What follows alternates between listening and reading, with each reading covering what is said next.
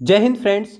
मैं सौरभ झा आपका स्वागत करता हूं आपके अपने चैनल बीएससी ट्रिकी क्लासेस पे। आज हम लोग एसएससी के एग्जाम्स में बार बार पूछे जाने वाले कॉन्स्टिट्यूशन के कुछ महत्वपूर्ण सवालों को देखेंगे और एसएससी एमटीएस और एसएससी जीडी के एग्ज़ाम को ध्यान में रखते हुए उन सवालों से संबंधित महत्वपूर्ण सवालों को डिस्कस करेंगे जो एसएससी एमटीएस और एसएससी जीडी के एग्ज़ाम में आपसे पूछे जा सकते हैं। आप सभी से आग्रह करेंगे कि आप क्लास को सपोर्ट करें, क्लास को शेयर करें ताकि अधिक संख्या में बच्चे क्लास तक पहुंच सकें। तो चलिए शुरू करते हैं क्लास और देखते हैं हमारा पहला सवाल। When was the first general election to the Lok Sabha held? Lok Sabha के सबसे पहले आम चुनाव कब आयोजित हुए थे? आंसर करेंगे लोकसभा का पहला आम चुनाव कब आयोजित हुआ था? लोकसभा का पहला आम चुनाव कब आयोजित हुआ था? आंसर कीजिएगा। आप जानते हैं कि संसदीय शासन व्यवस्था के अंतर्गत केंद्र में द्विसदनीय व्यवस्था को अपनाया गया है। एक है लोकसभा और दूसरा है राज्यसभा। राज्यसभा को उच्च सदन कहा जाता है, लोकसभा को निम्न सदन कहा जाता है, आप याद रखेंगे। लोकसभा के सदस्यों का निर्वाचन प्रत्यक्ष रूप से जनता करती है। लोकसभा के सदस्यों का निर्वाचन प्रत्यक्ष रूप से जनता करती है और लोकसभा एक अस्थायी सदन है। याद रखना है कि लोकसभा एक अस्थायी सदन है जबकि राज्यसभा एक अस्थायी सदन है। अगर आपसे पूछेगा राज्यसभा तो आप याद रखिएगा राज्यसभा क्या है, तो राज्यसभा एक अस्थायी सदन है। समझ में आया? तो याद रखना है कि लोकसभा एक अस्थायी सदन है जबकि राज्यसभा अस्थायी सदन है। ठीक है, यानी लोकसभा को भंग किया जा सकता है जबकि राज्यसभा को भंग नहीं किया जा सकता है। तो आप याद रखेंगे भंग हो सकता है और हुआ भी है ना। तो लोकसभा भंग हो सकता है, आपको याद रखना है। तो समझ में आ रहा है? तो आप याद रखिएगा कि संसदीय शासन व्यवस्था के अंतर्गत भारत में द्विसदनीय व्यवस्था है। उच्च सदन यानी राज्यसभा, निम्न सदन यानी लोकसभा। लोकसभा के सदस्यों का निर्वाचन प्रत्यक्ष रूप से जनता करती है और लोकसभा अस्थायी सदन है जो कि समय से पहले भंग हो सकता है, जबकि राज्यसभा एक अस्थायी सदन है और राज्यसभा का विघटन नहीं हो सकता है। आप याद रखेंगे। समझ में आया? और यहाँ पे है लोकसभा का पहला आम चुनाव कब हुआ था? तो याद रखेंगे लोकसभा का पहला आम चुनाव 1951-52 में हुआ था। तो याद रखेंगे लोकसभा का पहला आम चुनाव 1951-52 में हुआ था। ठीक है, और आर्टिकल 81 के अनुसार लोकसभा के गठन का प्रावधान है। याद रखेंगे भारतीय संविधान के अनुच्छेद 81 लोकसभा के गठन के प्रावधान को बताता है। यानी अनुच्छेद 81 लोकसभा के गठन के बारे में बताता है। तो याद रखेंगे अनुच्छेद 81 लोकसभा के गठन के बारे में बताता है। समझ में आया? तो याद रखिएगा आर्टिकल 81 लोकसभा के गठन को बताता है। लोकसभा में मैक्सिमम कितने मेंबर हो सकते हैं? तो आपको याद रखना है लोकसभा में मैक्सिमम कितने सदस्य हो सकते हैं? 552। याद रखना है कि लोकसभा में मैक्सिमम 552 सदस्य हो सकते हैं। वर्तमान में कितने सदस्य हैं अगर पूछेगा तो आपको याद रखना है वर्तमान में 545 मेंबर होते हैं, यानी हैं। तो याद रखना है मैक्सिमम लोकसभा में कितने सीट हो सकते हैं? 552। वर्तमान में कितना है? 545 सीट है, याद रखेंगे। समझ में आया? तो इंपॉर्टेंट सवाल है, याद रखिएगा। और आर्टिकल 81(1) क के अनुसार सभी राज्यों के कुल प्रतिनिधि 530 से अधिक नहीं हो सकते हैं, आपको याद रखना है। और आप जानते होंगे कि 104 जो संविधान संशोधन है उसके द्वारा आंग्ल भारतीय समुदाय के लिए जो लोकसभा में जो सीट रखा जाता था रिजर्व, वो हटा दिया गया है। तो ये भी आप याद रखिएगा। समझ में आया? तो लोकसभा में वर्तमान में 545 सीट है, मैक्सिमम 552 सीट हो सकता है। लोकसभा का उल्लेख आर्टिकल 81 में है, याद रखिएगा। और ये भी याद रखना है 104 संविधान संशोधन 104th संशोधन के द्वारा क्या किया गया है? तो याद रखना है 104वां संविधान संशोधन के द्वारा, ठीक है, 2019 में ये हुआ था। तो 104वां संविधान संशोधन 2019 के द्वारा लोकसभा एवं राज्य की विधानसभाओं में नामित आंग्ल भारतीय समुदाय के प्रतिनिधित्व संबंधी प्रावधान को खत्म कर दिया गया है। आप याद रखिएगा। ठीक है, पूछता है, कभी कभी पूछ सकता है, याद रखिएगा। क्योंकि पहले क्या होता था, आप जानते हैं कि पहले मतलब 104वां संविधान संशोधन से पहले अनुच्छेद 331 के तहत राष्ट्रपति की राय में आंग्ल भारतीय समुदाय का प्रतिनिधित्व होता था और वहाँ से वो 2 प्रतिनिधियों को मनोनीत करते थे राष्ट्रपति। आपको याद होगा कि राष्ट्रपति 2 व्यक्ति को लोकसभा में मनोनीत करते थे आर्टिकल 331 के तहत। लेकिन अब ये प्रावधान जो है 104 संविधान संशोधन के द्वारा 104th संविधान संशोधन के द्वारा 2019 में समाप्त कर दिया गया है, याद रखेंगे। और याद रखना है कि लोकसभा के सदस्यों का कार्यकाल कितना होता है? 5 साल होता है, लेकिन ये समय से पहले भी भंग हो सकता है, आप याद रखेंगे। और लोकसभा की के लिए न्यूनतम एज कितना होता है? तो मिनिमम आपको याद रखना है 25 साल एज होता है। ठीक है, राज्यसभा का सदस्य बनने के लिए मिनिमम 25 वर्ष की आयु होनी चाहिए, आप याद रखेंगे। लोकसभा का चुनाव वह सदस्य जीतता है जो अपने विपक्ष के उम्मीदवारों से अधिक मत प्राप्त करता है, अर्थात इस चुनाव प्रणाली को first past the post system कहा जाता है। सर्वाधिक मत प्राप्त विजय कहा जाता है, याद रखेंगे, इंपॉर्टेंट सवाल बन सकता है। इसके अलावा आप याद रखिएगा 42वां संविधान संशोधन 1976 के द्वारा लोकसभा की अवधि को 5 साल से बढ़ाकर 6 साल कर दिया गया था, लेकिन फिर 44वें संविधान संशोधन के द्वारा 1978 में संशोधन किया गया और 1978 में फिर ये नियम लगाया गया कि लोकसभा की अवधि अब जो होगा फिर से 5 साल होगा। समझ में आया? तो इससे क्या पता चला कि लोकसभा जो है ये इसको हम भंग कर सकते हैं, समय से पहले भी खत्म कर सकते हैं। समझ में आया? तो याद रखिएगा लोकसभा का सबसे पहला आम चुनाव 1952 ईस्वी में हुआ था, आपको याद रखना है। तो क्लास को फटाफट लाइक और शेयर कर दीजिएगा ताकि और भी बच्चे क्लास में आ सकें और क्लास का लाभ उठा सकें। चलिए अगला सवाल देखते हैं। अगला सवाल, which of the following does not come under the purview of the election commission? निम्न में से कौन सा कार्य इलेक्शन कमीशन के कार्य क्षेत्र में नहीं आता है? तो कमेंट कीजिएगा, इनमें से कौन सा कार्य इलेक्शन कमीशन के कार्य क्षेत्र के अंतर्गत नहीं आता है? इलेक्शन कमीशन यानी निर्वाचन आयोग। आंसर करेंगे तो सबसे पहले इनमें से कौन सा कार्य क्षेत्र निर्वाचन आयोग के अंतर्गत नहीं आता है? आंसर कीजिएगा।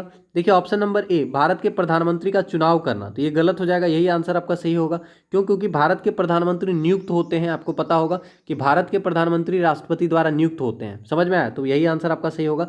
बाकी आप जानते हैं निर्वाचन आयोग का काम क्या क्या है। ठीक है, तो पहले ये आप याद रखिएगा कि निम्नलिखित में से कौन सा कार्य निर्वाचन आयोग के कार्य क्षेत्र में नहीं आता है? तो भारत के प्रधानमंत्री का चुनाव करना निर्वाचन आयोग के कार्य क्षेत्र में नहीं है, क्योंकि आप जानते हैं प्रधानमंत्री राष्ट्रपति के द्वारा नियुक्त होते हैं। आर्टिकल 75 के अनुसार राष्ट्रपति जी प्रधानमंत्री को नियुक्त करते हैं, आप याद रखेंगे। समझ में आया? अब निर्वाचन आयोग से संबंधित सवाल क्या बनेगा? तो निर्वाचन आयोग क्या क्या काम करता है? तो भारत के राष्ट्रपति का चुनाव करवाते हैं, राजनीतिक दलों को मान्यता प्रदान करते हैं, राजनीतिक दलों को चुनाव चिन्ह नियत करवाते हैं। कौन? निर्वाचन आयोग। अब ध्यान से देखिएगा, निर्वाचन आयोग आपको अच्छे से बता देते हैं। तो आपसे पूछेगा निर्वाचन आयोग जो है, इलेक्शन कमीशन जो है, कौन से भाग में है? कमेंट कीजिएगा निर्वाचन आयोग किस भाग में है और कौन से आर्टिकल में निर्वाचन आयोग का उल्लेख है। तो आपको याद रखना है कि निर्वाचन आयोग भाग 15 में उल्लेखित है। निर्वाचन आयोग भाग 15 में उल्लेखित है, तो याद रखेंगे भाग 15 में निर्वाचन आयोग का उल्लेख है। और निर्वाचन आयोग अनुच्छेद 324 से 329 तक बताया गया है निर्वाचन आयोग के बारे में। आर्टिकल 324 से 329 याद रखेंगे। आर्टिकल 324 से 329 तक निर्वाचन आयोग उल्लेखित है और निर्वाचन आयोग भाग 15 में है, आप याद रखेंगे। और निर्वाचन आयोग एक अखिल भारतीय निकाय है जो केंद्र और राज्य के लिए यानी केंद्र और राज्य सरकार के लिए चुनाव संबंधी दिशा निर्देश जारी करता है। राज्यों में होने वाले पंचायत और निगम चुनावों से चुनाव आयोग का कोई संबंध नहीं होता है, याद रखिएगा। भारत के संविधान में अलग राज्य निर्वाचन आयोग की व्यवस्था है, यानी अगर राज्य में पंचायत चुनाव ये सब होता है तो उसके लिए निर्वाचन आयोग जिम्मेदार नहीं है, उसके लिए अलग राज्य निर्वाचन आयोग होता है, वो करता है डिसीजन, आप याद रखिएगा। समझ में आया? तो निर्वाचन आयोग भाग 15 आर्टिकल 324 से 329 आपको याद रखना है। ठीक है, और निर्वाचन आयोग में एक मुख्य निर्वाचन आयुक्त होता है। समय समय पर राष्ट्रपति द्वारा निर्धारित संख्या में चुनाव आयुक्त होते हैं, यानी चुनाव आयुक्त कितने होंगे तो राष्ट्रपति डिसीजन करते हैं। तो वर्तमान में निर्वाचन आयोग 3 सदस्यीय संस्था है। वर्तमान में निर्वाचन आयोग कितने सदस्य की संस्था है? 3 सदस्यीय संस्था है। अब याद रखना है आपको, 3 सदस्यीय संस्था है अभी निर्वाचन आयोग। समझ में आया? तो 3 सदस्यीय संस्था है। वर्तमान में निर्वाचन आयोग 3 सदस्यीय संस्था है, आप याद रखेंगे। और मुख्य चुनाव आयुक्त और अन्य चुनाव आयुक्त की नियुक्ति कौन करता है? तो आपको याद रखना है चुनाव आयुक्त हुआ या मुख्य चुनाव आयुक्त या अन्य चुनाव आयुक्त हुए, उनकी नियुक्ति याद रखना है राष्ट्रपति द्वारा होती है। तो चुनाव आयुक्त राष्ट्रपति द्वारा नियुक्त होते हैं, आप याद रखेंगे। समझ में आ रहा है? तो राष्ट्रपति द्वारा चुनाव आयुक्त, मुख्य चुनाव आयुक्त बोले या अन्य चुनाव आयुक्त बोले तो राष्ट्रपति द्वारा नियुक्त होते हैं, आप याद रखेंगे। ठीक है, पूछ सकता है ना कि इनको नियुक्त कौन करता है, तो याद रखना है। इसके अलावा याद रखना है जब कोई अन्य निर्वाचन आयुक्त इस प्रकार नियुक्त किया जाता है तब मुख्य निर्वाचन आयुक्त निर्वाचन आयोग के अध्यक्ष के रूप में कार्य करेंगे, आपको याद रखना है। इसके अलावा राष्ट्रपति निर्वाचन आयोग की सलाह पर प्रादेशिक आयुक्तों की नियुक्ति कर सकते हैं जिसे वह निर्वाचन आयोग की सहायता से आवश्यक समझे। समझ में आया? तो ये सब तो उतना इंपॉर्टेंट था, लेकिन अब देखिए अब जो बता रहे हैं वो बहुत ज़्यादा इंपॉर्टेंट है। याद रखना है कि 61वां संविधान संशोधन के द्वारा मतदान की आयु 21 वर्ष से घटाकर 18 वर्ष कर दिया गया है। तो याद रखेंगे 61वां संविधान संशोधन के द्वारा मतदान की आयु 21 वर्ष से घटाकर 18 वर्ष कर दी गई है, आप याद रखेंगे। ठीक है, समझ में आया? ठीक है, और याद रखना है कि मुख्य निर्वाचन आयुक्त का कार्यकाल निश्चित है, उसके पद से उसी रीति से हटाया जा सकता है जैसे सर्वोच्च न्यायालय के न्यायाधीश को हटाया जाता है। ठीक है, समझ में आया? तो यानी भारत में निर्वाचन आयुक्त जो होते हैं वो राष्ट्रपति के प्रसाद पर्यंत पद धारण नहीं करते हैं, आप याद रखेंगे। ठीक है, समझ में आया? और मुख्य निर्वाचन आयुक्त और अन्य निर्वाचन आयुक्त का कार्यकाल 6 साल होता है, आप याद रखिएगा। 6 साल या 65 वर्ष की उम्र, जो भी पहले हो जाए। समझ में आ रहा है? तो ध्यान दीजिएगा, क्योंकि इतना लिखना संभव नहीं है तो हम आपको बता भी देते हैं। तो मुख्य निर्वाचन आयुक्त और अन्य निर्वाचन आयुक्त का कार्यकाल 6 वर्ष होता है या फिर 65 वर्ष, जो भी पहले हो, आप याद रखेंगे। निर्वाचन आयुक्त का काम क्या होता है? निर्वाचन नियमावली तैयार करना, योग्य मतदाताओं का पंजीकरण कराना, निर्वाचन क्षेत्रों का परिसीमन, सीमांकन, चुनाव तिथि का निर्धारण करना। ठीक है, राजनीतिक दलों को मान्यता देना, चुनाव चिन्ह देना, विवाद हो जाता है तो विवाद निपटाने हेतु न्यायालय का कार्य करना, राजनीतिक दलों हेतु आचार संहिता तैयार करना, ये सारे निर्वाचन आयोग के काम होते हैं, आप याद रखेंगे। समझ में आया? तो क्लास को फटाफट लाइक और शेयर कर दीजिएगा। और आप जानते हैं भारत में निर्वाचन आयोग की स्थापना कब की गई थी? तो अगर पूछेगा निर्वाचन आयोग की स्थापना, तो आपको याद रखना है 25 जनवरी 1950 को निर्वाचन आयोग का गठन किया गया था। तो आपको पढ़ा ही चुके हैं कि 25 जनवरी को हम लोग राष्ट्रीय मतदान दिवस मनाते हैं। ठीक है, 25 जनवरी को राष्ट्रीय मतदान दिवस मनाते हैं और 25 जनवरी 1950 को निर्वाचन आयोग का गठन हुआ था। तो आपसे पूछेगा निर्वाचन आयोग का गठन कब हुआ था?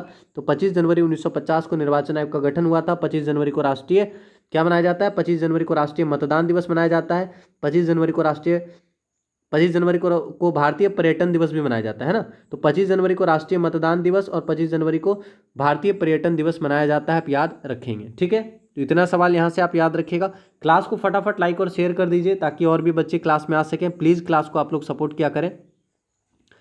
अगला सवाल, citizens of India can vote at the age of. अभी तुरंत पढ़ा है आपको कि भारत के नागरिक कितने वर्ष में वोट दे सकते हैं। तो आप जानते हैं कि पहले भारत में वोट देने का अधिकार जो है वो 21 साल था, यानी पहले 21 साल होना चाहिए था वोट देने के लिए, लेकिन अभी 18 साल है वोटिंग एज, क्योंकि 61वां संविधान संशोधन के द्वारा, याद रखना है 61वां संशोधन के द्वारा, ठीक है, वोटिंग एज जो है वो 21 साल से घटाकर 18 साल कर दिया गया। तो 61वां संविधान संशोधन, तो याद रखेंगे 61वां संविधान संशोधन के द्वारा कब हुआ था? तो याद रखेंगे 61वां संविधान संशोधन 1989। ठीक है, 61वां संविधान संशोधन 1989 द्वारा, ठीक है, वोटिंग एज जो है वो 21 साल से घटाकर 18 साल कर दिया गया। आपको याद रखना है। तभी प्रधानमंत्री कौन थे? तो अगर पूछेगा पीएम, तो आपको याद रखना है कि राजीव गांधी पीएम थे। समझ में आया? तो 61वां संविधान संशोधन के द्वारा राजीव गांधी के टाइम में, याद रखना है, वोटिंग एज 21 साल से घटाकर 18 साल कर दिया गया। ठीक है, तो इंपॉर्टेंट सवाल है, आप इसको याद रख लीजिएगा। चलिए अगला सवाल देखते हैं क्या है। Who appoints the chief election commissioner of India. Bharat के मुख्य चुनाव आयुक्त की नियुक्ति कौन करता है? आंसर करेंगे, भारत के मुख्य चुनाव आयुक्त की नियुक्ति कौन करता है? अभी तुरंत आपको पढ़ा चुके हैं कि भारत के मुख्य चुनाव आयुक्त की नियुक्ति कौन करते हैं। तो आंसर करेंगे, भारत के मुख्य चुनाव आयुक्त की नियुक्ति कौन करते हैं। ठीक है, तो आप सभी जानते हैं कि भारत के मुख्य चुनाव आयुक्त की नियुक्ति राष्ट्रपति जी के द्वारा होती है। तो आंसर क्या होगा? Option number 2। याद रखेंगे, भारत में मुख्य चुनाव आयुक्त या अन्य चुनाव आयुक्त की नियुक्ति राष्ट्रपति के द्वारा होती है, आपको याद रखना है। ठीक है, समझ में आया? और इसके अलावा आप जानते हैं संसद का उल्लेख कौन से आर्टिकल में होता है? आप जानते होंगे सरला। ठीक है, सरला याद रखिएगा। ठीक है, इसमें क्या है? संसद, यानी संसद याद रखिएगा। सरला में संसद हो गया, रॉ से राज्यसभा हो गया और लॉ से हो गया लोकसभा। ठीक है, तो यहाँ पे आर्टिकल आपको पूछ सकता है कभी कभी, तो आप याद रखिएगा संसद कौन से आर्टिकल में है? तो आर्टिकल 79 में संसद है। ठीक है, आर्टिकल 80 में क्या है? राज्यसभा है। ठीक है, और आर्टिकल 80 में क्या है? राज्यसभा। आर्टिकल 81 में क्या है? लोकसभा। समझ में आया? तो आप याद रखिएगा सरला, यानी संसद का उल्लेख आर्टिकल 79 में है, मतलब आर्टिकल 79 के अनुसार संसद का गठन होता है। आर्टिकल 80 में राज्यसभा के गठन का उल्लेख है और आर्टिकल 81 में लोकसभा के गठन का उल्लेख है, आप याद रखेंगे। समझ में आया? इंपॉर्टेंट सवाल है, देखिए यहाँ ध्यान से। अगर आपसे पूछेगा सबसे अधिक लोकसभा सीट कहाँ पे है? उत्तर प्रदेश में है। सबसे अधिक राज्यसभा सीट कहाँ पे है? उत्तर प्रदेश में। ठीक है, तो याद रखिएगा, आगे बता देंगे वैसे। तो ये सवाल आप याद रखेंगे संसद के बारे में। इसके अलावा आप जानते हैं कि आर्टिकल 74 में क्या है? आर्टिकल 74 में मंत्रिपरिषद का गठन है। अगर आपसे पूछता है आर्टिकल 74, तो याद रखेंगे आर्टिकल 74 मंत्रिपरिषद का गठन और मंत्रिपरिषद का हेड कौन? प्रधानमंत्री, ऐसा कहा गया है। तो मंत्रिपरिषद का गठन अगर आपसे पूछता है तो आप याद रखेंगे आर्टिकल 74 के अनुसार मंत्रिपरिषद का गठन है। और मंत्रिपरिषद का हेड कौन होंगे? तो हेड याद रखना है पीएम होंगे, ऐसा कहा गया है आर्टिकल 74 में। समझ में आया? तो आर्टिकल 74 के अनुसार मंत्रिपरिषद का गठन किया जाएगा और मंत्रिपरिषद के हेड कौन होंगे? पीएम होंगे, आप याद रखेंगे। और आर्टिकल 75 में प्रधानमंत्री की नियुक्ति के बारे में बताया गया है। तो अगर आपसे पूछेगा प्रधानमंत्री की नियुक्ति कौन करता है, तो प्रधानमंत्री की नियुक्ति राष्ट्रपति करते हैं। कौन से अनुच्छेद के तहत? तो आर्टिकल 75 के अनुसार। तो याद रखेंगे प्रधानमंत्री की नियुक्ति राष्ट्रपति द्वारा होती है, अनुच्छेद 75 के द्वारा। तो अनुच्छेद 75 में लिखा गया है कि प्रधानमंत्री की नियुक्ति राष्ट्रपति के द्वारा होगी, आप याद रखेंगे। समझ में आया? तो इंपॉर्टेंट सवाल बनेगा, ठीक है। और यहाँ पे आंसर क्या होगा? राष्ट्रपति हम लोग पढ़ें तो राष्ट्रपति के द्वारा आप जानते हैं कि बहुत सारा काम होता है। तो मुख्य निर्वाचन आयुक्त की नियुक्ति राष्ट्रपति करते हैं, आप याद रखिएगा। और राष्ट्रपति का बहुत सारा काम होता है, जैसे मुख्य निर्वाचन आयुक्त की नियुक्ति, ठीक है, और भी बहुत सारा काम है। जैसे आप जानते हैं कि प्रधानमंत्री की नियुक्ति कौन करते हैं? तो राष्ट्रपति करते हैं, ठीक है। इसके अलावा सर्वोच्च एवं उच्च न्यायालय के मुख्य न्यायाधीश की नियुक्ति कौन करते हैं? राष्ट्रपति करते हैं।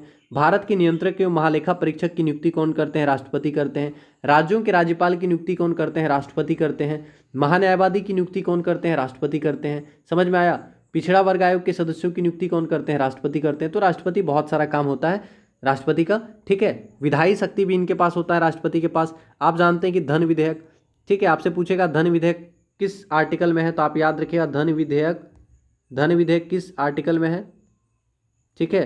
तो अगर पूछता है धन विधेयक के संबंध में सबसे पावरफुल कौन है? लोकसभा है, आप जानते हैं। तो धन विधेयक का उल्लेख आर्टिकल 110 में है। तो याद रखिएगा आर्टिकल 110 में धन विधेयक का उल्लेख है, ठीक है। समझ में आया? तो याद रखिएगा, यानी आपसे पूछ रहा है कि संसद में धन विधेयक को पेश करने के लिए राष्ट्रपति की पूर्व सहमति आवश्यक है। यानी राष्ट्रपति को धन विधेयक पेश करने से पहले एक बार पूछा जाता है, ठीक है। लेकिन कोई विधेयक धन विधेयक है या नहीं, इसका फैसला जो करेंगे वो कौन करेंगे? लोकसभा स्पीकर। तो याद रखना है कोई विधेयक धन विधेयक है या नहीं, इसका फैसला अंतिम रूप से लोकसभा स्पीकर करते हैं। याद रखेंगे धन विधेयक का उल्लेख आर्टिकल 110 में है, याद रखिएगा, ठीक है। इसके अलावा आप जानते हैं ज्वाइंट सेशन, राष्ट्रपति जो है वो दोनों सदनों की संयुक्त बैठक बुलाते हैं आर्टिकल 108 के अनुसार। तो याद रखिएगा आर्टिकल 108 के अनुसार राष्ट्रपति संसद के दोनों सदनों की संयुक्त बैठक बुलाते हैं। तो संयुक्त बैठक अगर कभी पूछ दे तो याद रखिएगा आर्टिकल 108 के अनुसार संयुक्त बैठक बुलाता कौन है? राष्ट्रपति, ठीक है। समझ में आया? और संयुक्त बैठक की अध्यक्षता कौन करते हैं? लोकसभा स्पीकर, आर्टिकल 118 के अनुसार। आपको हम पढ़ा ही चुके हैं, अगर आप रेगुलर होंगे तो ये सब सवाल आपको याद भी हो गया होगा। तो क्लास को सपोर्ट कीजिए, रेगुलर रहिए, ठीक है। चलिए तो अगला सवाल हम लोग देखते हैं। ये आपको समझ में आ गया कि मुख्य चुनाव आयुक्त की नियुक्ति राष्ट्रपति जी के द्वारा होती है। अगला सवाल, N electoral system under which A legislature reflects the strength of the various political parties is called. वह निर्वाचन पद्धति क्या कहलाती है जिसके अंतर्गत एक विधानमंडल विविध राजनीतिक दलों की शक्ति प्रतिबिंबित करता है? तो आंसर करेंगे, ठीक है, आंसर कीजिएगा। वह निर्वाचन पद्धति क्या है जिसके अंतर्गत एक विधानमंडल विविध राजनीतिक दलों की शक्ति प्रतिबिंबित करता है?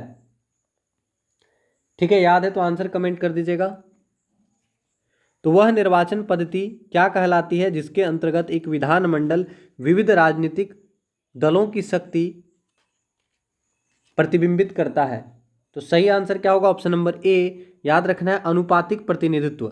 अनुपातिक प्रतिनिधित्व निर्वाचन पद्धति है, याद रखेंगे। अनुपातिक प्रतिनिधित्व एक प्रकार का निर्वाचन पद्धति है जिसके अंतर्गत विधानमंडल विविध राजनीतिक दलों की शक्ति को प्रतिबिंबित करता है। तो सही आंसर क्या होगा? ऑप्शन नंबर ए आप याद रखेंगे, प्रोपोर्शनल रिप्रेजेंटेशन, अनुपातिक प्रतिनिधित्व आपका सही आंसर होगा।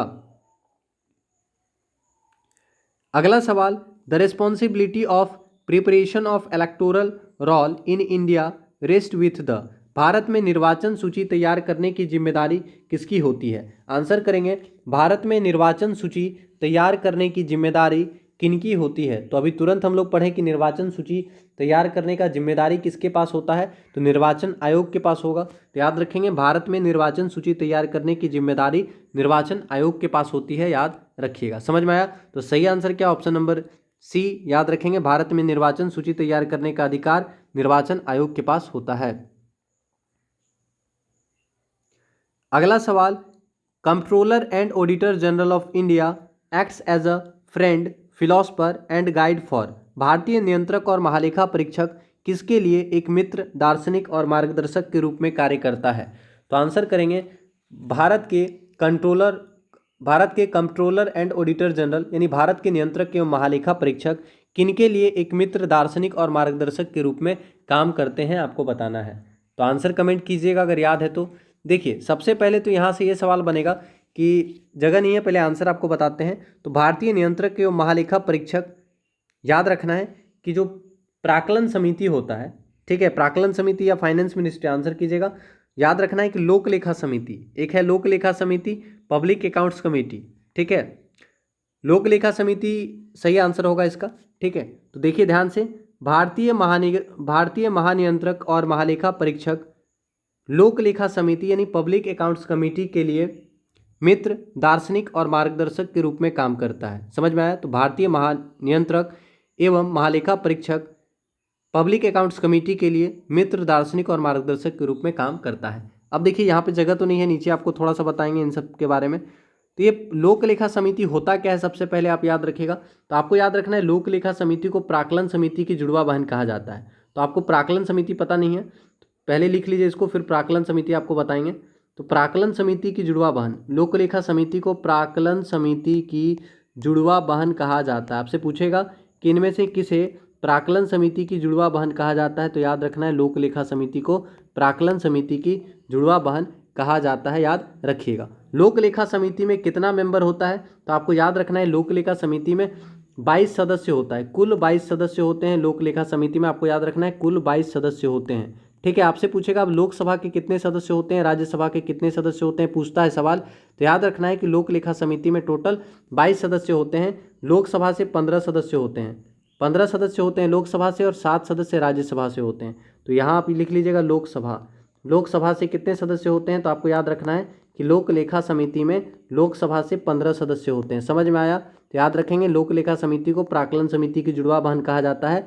लोक लेखा समिति में कुल 22 सदस्य होते हैं, जिसमें से 15 सदस्य लोकसभा से होते हैं और 7 सदस्य राज्यसभा से होते हैं। समझ में आया? तो याद रखिएगा 7 सदस्य कहाँ से होगा, राज्यसभा से होगा, आर यानी राज्यसभा, ठीक है। तो याद रखिएगा लोक लेखा समिति में कुल 22 सदस्य, 15 सदस्य लोकसभा से और 7 सदस्य राज्यसभा से होते हैं, याद रखेंगे। और लोक लेखा समिति के अध्यक्ष का मनोनयन लोकसभा अध्यक्ष के द्वारा होता है, आप याद रखिएगा, ठीक है। समझ में आ गया? और लोक लेखा समिति का कुछ काम होता है, जैसे लोक लेखा समिति, याद रखना है लोक लेखा समिति भारत के नियंत्रक एवं महालेखा परीक्षक द्वारा दिया गया लेखा परीक्षण संबंधी प्रतिवेदों की जांच करता है, ठीक है। और इसके अलावा याद रखना है कि लोक लेखा समिति राष्ट्रपति के वित्तीय मामलों के संचालन में भ्रष्टाचार और कुशलता में कमी के किसी प्रमाण की खोज कर सकती है, आप याद रखेंगे। और एक सवाल याद रखना है कि इसमें जनरली लोक लेखा समिति का परंपरा क्या है कि लोक लेखा समिति में विरोधी दल के सदस्यों में से किसी सदस्य को अध्यक्ष बनाया जाता है। तो याद रखेंगे लोक लेखा समिति का जो अध्यक्ष होगा, ऐसा परंपरा है कि लोक लेखा समिति का जो अध्यक्ष होगा वो विपक्षी दल का कोई व्यक्ति होगा।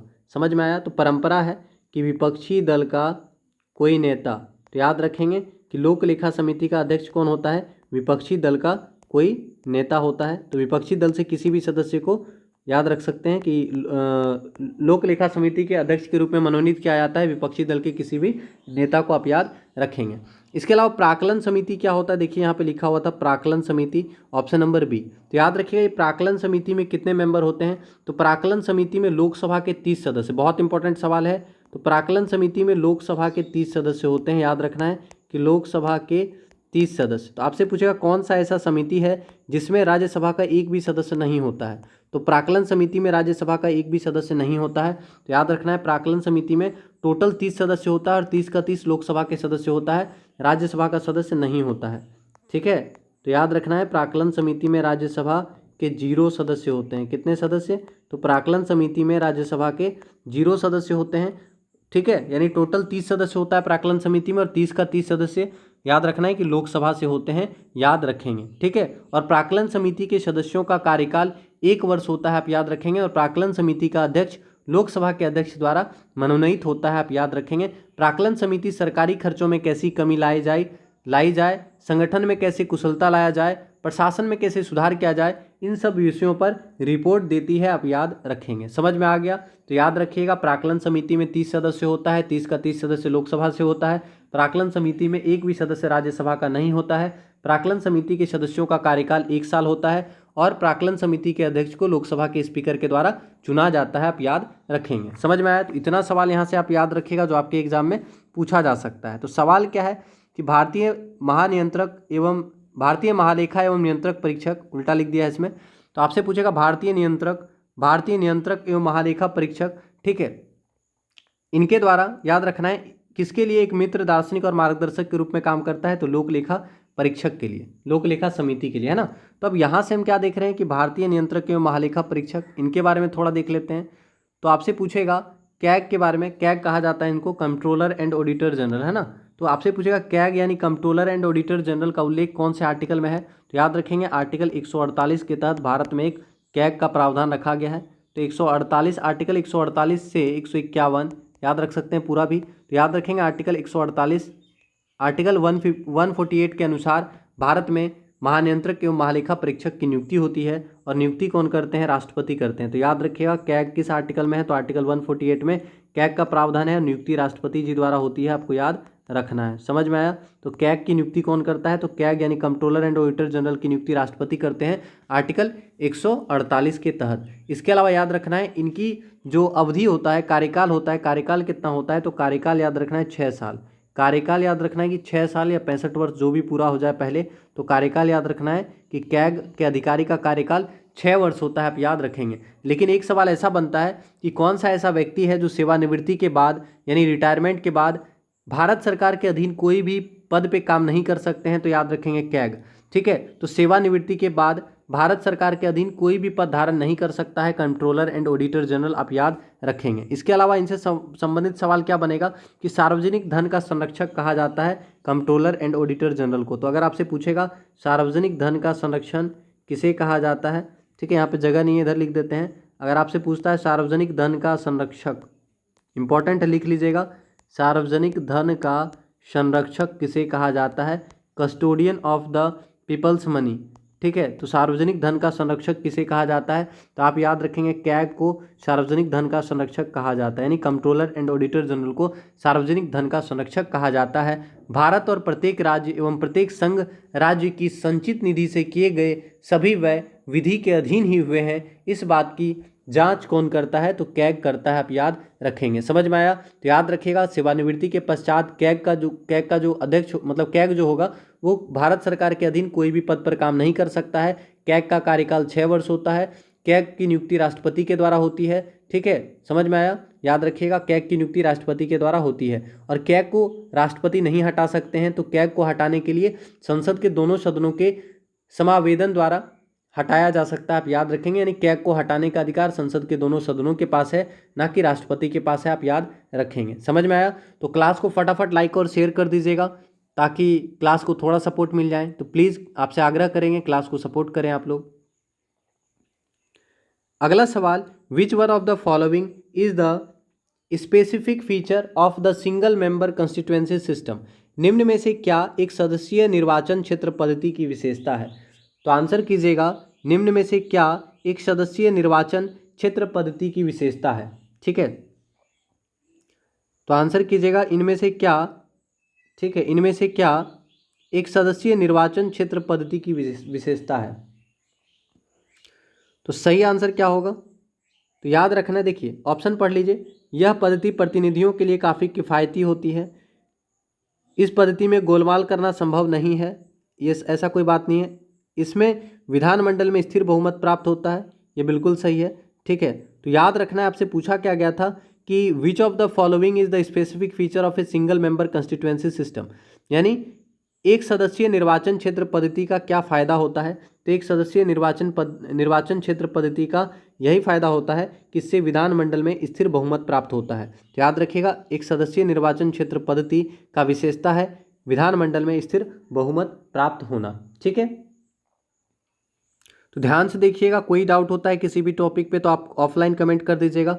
अगला सवाल, the power to decide an election petition for the state is vested in the. राज्य के लिए एक निर्वाचन याचिका का निर्णय करने का अधिकार किसको है?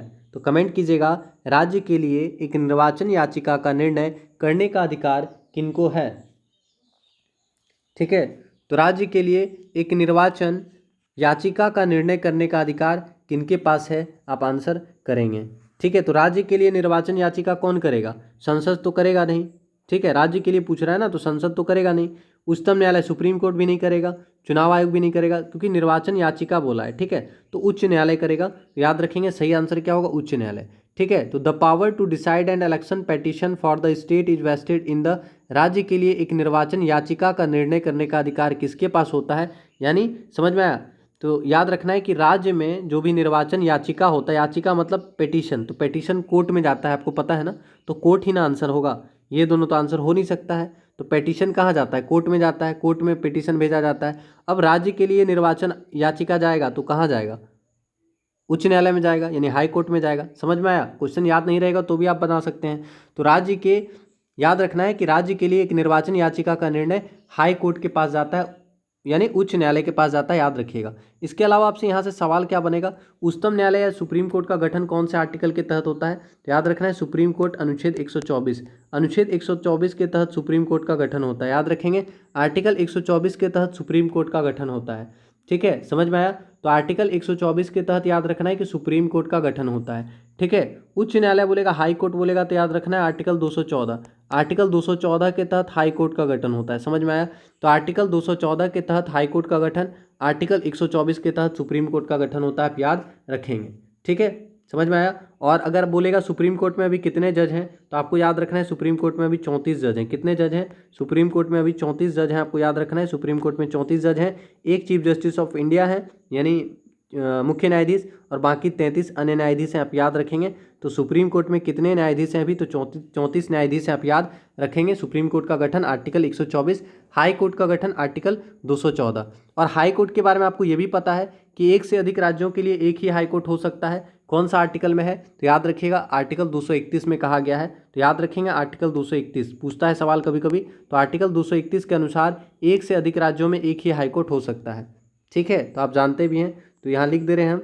तो एक से अधिक राज्यों के लिए एक हाई कोर्ट, एक से अधिक राज्यों का एक हाई कोर्ट। आप ये भी पढ़े हैं ना कि एक से अधिक राज्यों का एक ही गवर्नर हो सकता है ना? तो वैसे ही एक से अधिक राज्यों का एक ही हाई कोर्ट हो सकता है।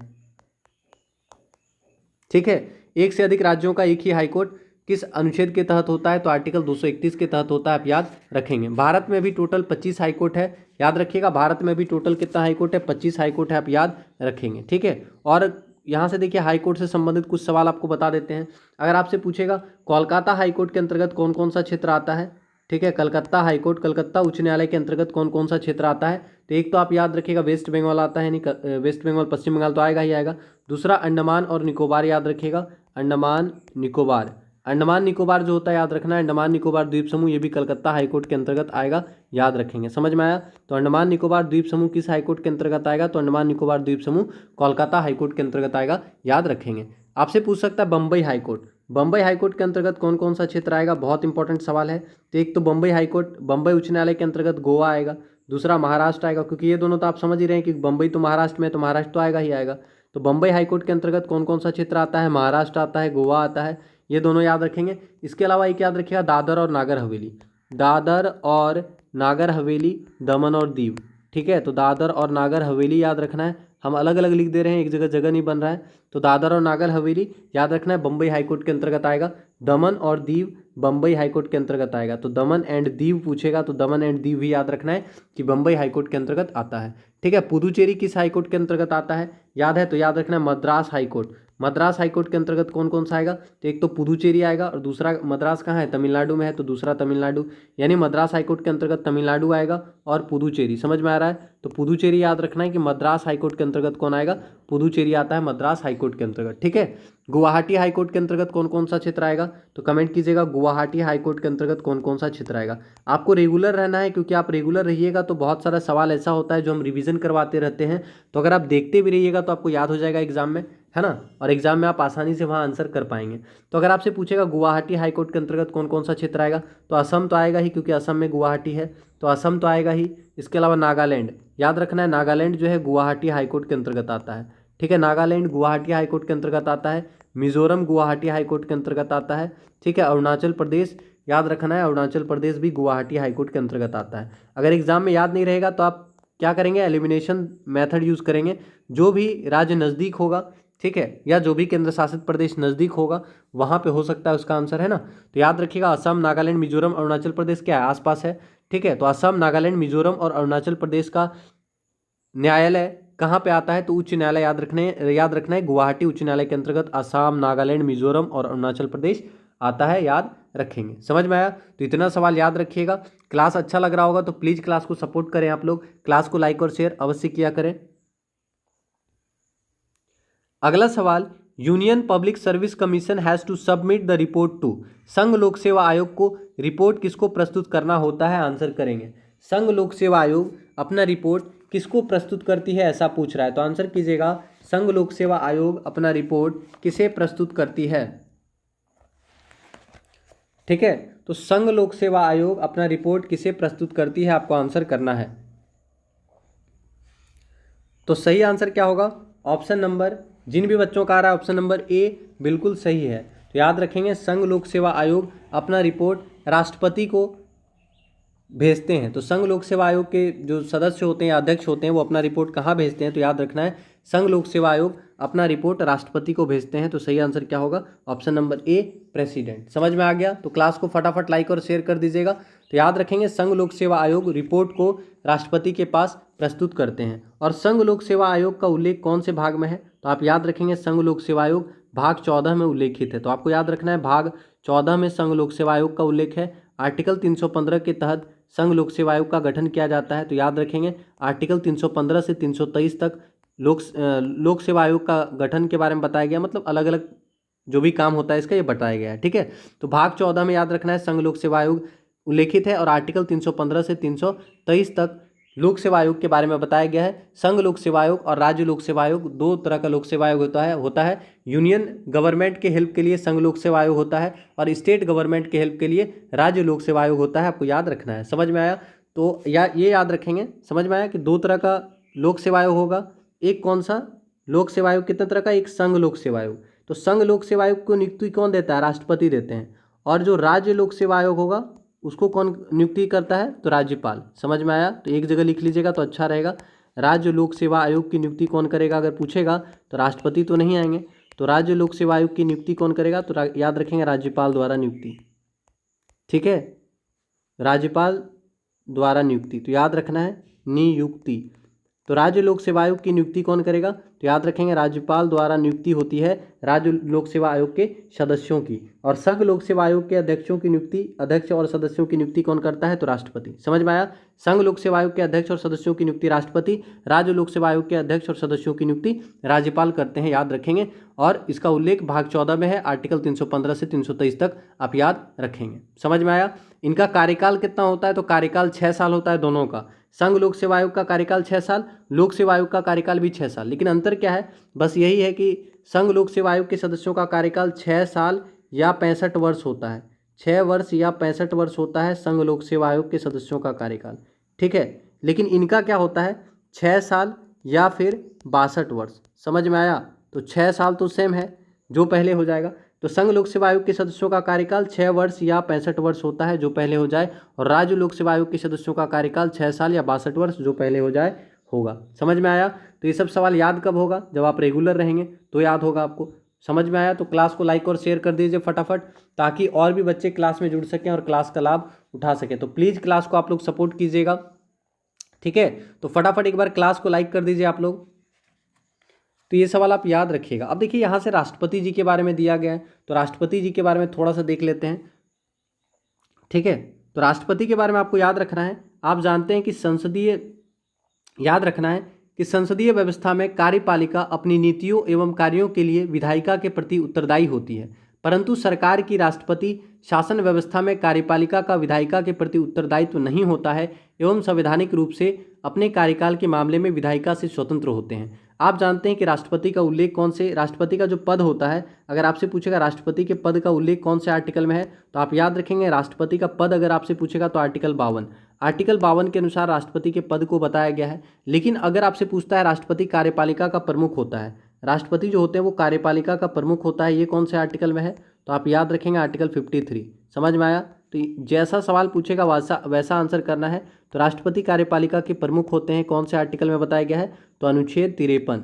तो अनुच्छेद 53 के अनुसार राष्ट्रपति कार्यपालिका के प्रमुख होते हैं और राष्ट्रपति का पद जो है, पोस्ट जो है वो याद रखना है, आर्टिकल 52 में बताया गया। और राष्ट्रपति का निर्वाचन आर्टिकल 54 के तहत होता है और राष्ट्रपति का निर्वाचन के लिए निर्वाचक मंडल की व्यवस्था होती है। हम आपको पढ़ा ही चुके हैं कि राष्ट्रपति का निर्वाचन जो होता है आर्टिकल 54 के अनुसार होता है और राष्ट्रपति के निर्वाचन के लिए निर्वाचक मंडल की व्यवस्था होती है, ठीक है। और राष्ट्रपति का निर्वाचन व्यक्ति जो है यानी जनता द्वारा प्रत्यक्ष रूप से नहीं होता है। तो आप जानते हैं जनता प्रत्यक्ष रूप से राष्ट्रपति के निर्वाचन में भागीदार नहीं होती है, अर्थात जनता द्वारा निर्वाचन संबंधी कार्य अप्रत्यक्ष रूप से उसके द्वारा चुने गए प्रतिनिधियों के माध्यम से होती है। यानी राष्ट्रपति का चुनाव दोनों सदनों के निर्वाचित सदस्य, राज्य की विधानसभा के निर्वाचित सदस्य और साथ ही साथ केंद्र शासित प्रदेश दिल्ली व पुदुचेरी विधानसभा के निर्वाचित सदस्य द्वारा होता है।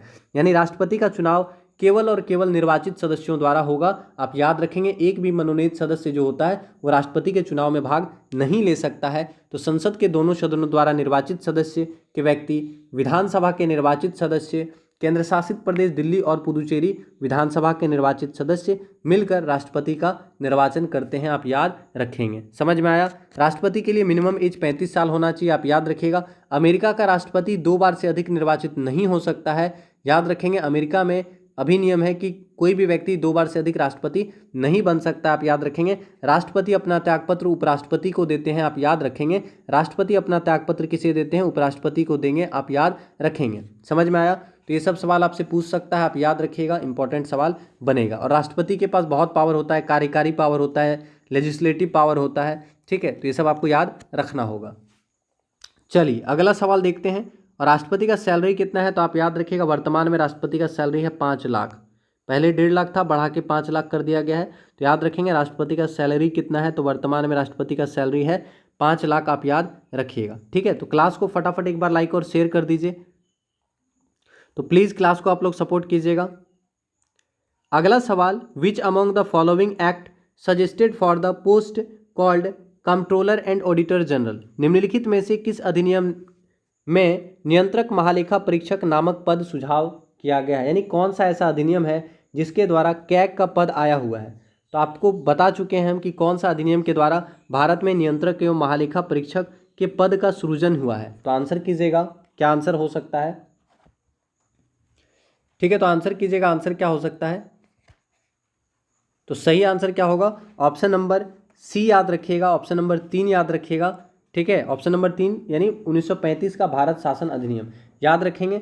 सही आंसर क्या होगा? 1935 का भारत शासन अधिनियम, यानी भारत शासन अधिनियम गवर्नमेंट ऑफ इंडिया एक्ट 1935 के द्वारा भारत में कैग का प्रावधान यानी कैग का पद जो है वो सृजित किया गया था। तो याद रखेंगे, नियंत्रक एवं महालेखा परीक्षक नामक पद का सुझाव 1935 के भारत सरकार अधिनियम द्वारा दिया गया था, आपको याद रखना है, ठीक है। इसके अलावा और भी यहाँ पे सवाल होगा, याद रखना है। इसके तहत संघीय न्यायालय की स्थापना की गई थी, प्रांतों में द्वैत शासन को समाप्त कर दिया गया था और प्रांतीय स्वायत्तता का प्रावधान शुरू किया गया था, ठीक है। तो ये सब कब याद होगा? जब आप रेगुलर रहेंगे, ठीक है। समझ में आया? तो याद रखिएगा।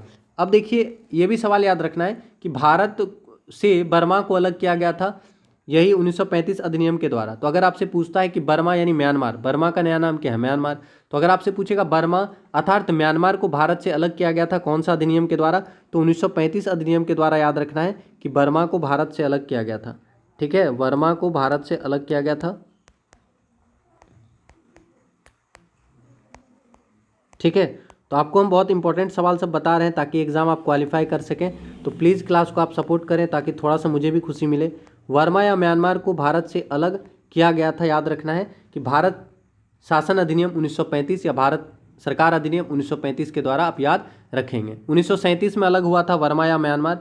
तो वर्मा या म्यांमार भारत से कब अलग हुआ था? 1937 में और 1935 के अधिनियम के द्वारा, ठीक है, याद रखिएगा। इसके अलावा देखिए यहाँ पे बहुत अच्छा सवाल है, 1909 अधिनियम लिखा हुआ है। तो 1909 क्या है? भारत 1909 जो है 1909 का अधिनियम को क्या कहा गया है? तो 1909 के अधिनियम को कहा गया है भारत परिषद अधिनियम 1909, या फिर उतना याद नहीं रखना है, मार्ले मिंटो रिफॉर्म याद रखिएगा, मार्ले मिंटो रिफॉर्म या फिर भारत सरकार अधिनियम 1909, ठीक है। समझ में आया? तो मार्ले मिंटो रिफॉर्म कब आया था? तो आपको याद रखना है कि मार्ले मिंटो रिफॉर्म 1909 में आया था। कब आया था? पढ़ा ही चुके हैं आपको। तो मार्ले मिंटो रिफॉर्म 1909 में आया था और इसके द्वारा क्या हुआ था? कुछ इंपॉर्टेंट काम हुआ था। जैसे याद रखना है कि इस अधिनियम द्वारा परिषद व उनके कार्यक्षेत्र का अधिक विस्तार किया गया, ठीक है। केंद्रीय विधान परिषद में सरकारी सदस्यों के बहुमत की व्यवस्था रखी गई, तो प्रांतीय विधान परिषद में गैर सरकारी सदस्यों के बहुमत की व्यवस्था रखी गई। लेकिन यहाँ से इंपॉर्टेंट सवाल ये पूछता है कि मार्ले मिंटो रिफॉर्म कब हुआ, 1909 में, और ये जो है सांप्रदायिक निर्वाचन पद्धति इस समय में हुआ था। ठीक है, तो आपको यही याद रखना है कि इसके तहत जाति, वर्ग, धर्म आदि के आधार पर पृथक निर्वाचन प्रणाली अपनाया गया था। समझ में आया? तो सबसे इंपॉर्टेंट सवाल क्या होगा, आपसे पूछेगा पृथक निर्वाचन प्रणाली। अच्छे से लिखिएगा आप, पृथक निर्वाचन प्रणाली कब शुरू किया गया था? तो पृथक निर्वाचन प्रणाली याद रखना है कि मार्ले मिंटो रिफॉर्म 1909 के द्वारा शुरू किया गया था। ठीक है, समझ में आया? जिसमें presidency corporation, chamber of commerce तथा जमींदारों को पृथक प्रतिनिधित्व दिया गया था। पहली बार केंद्रीय विधान परिषद हेतु मुस्लिम वर्ग के लिए भी पृथक निर्वाचन व्यवस्था किया गया था। समझ में आया? तो मुस्लिम वर्ग के लिए पहली बार पृथक निर्वाचन व्यवस्था मार्ले मिंटो रिफॉर्म 1909 अधिनियम के द्वारा किया गया था, आपको याद रखना है। ठीक है, समझ में आया? और ये भी याद रखेंगे जो 1909 का जो मार्ले मिंटो रिफॉर्म था उस समय वायसराय कौन था, पूछेगा। मार्ले मिंटो रिफॉर्म के समय वायसराय कौन था, आपको बताना है। तो आंसर करेंगे मार्ले मिंटो रिफॉर्म के समय 1909 में वायसराय कौन था। ठीक है, तो हम बता ही चुके हैं आपको कि लॉर्ड मिंटो जो थे याद रखना है, ध्यान दीजिएगा। लॉर्ड मिंटो जो थे भारत के वायसराय थे, और मार्ले आपसे पूछेगा तो याद रखेंगे जॉन मार्ले इनका पूरा नाम था। जॉन मार्ले इंग्लैंड में भारत सचिव थे।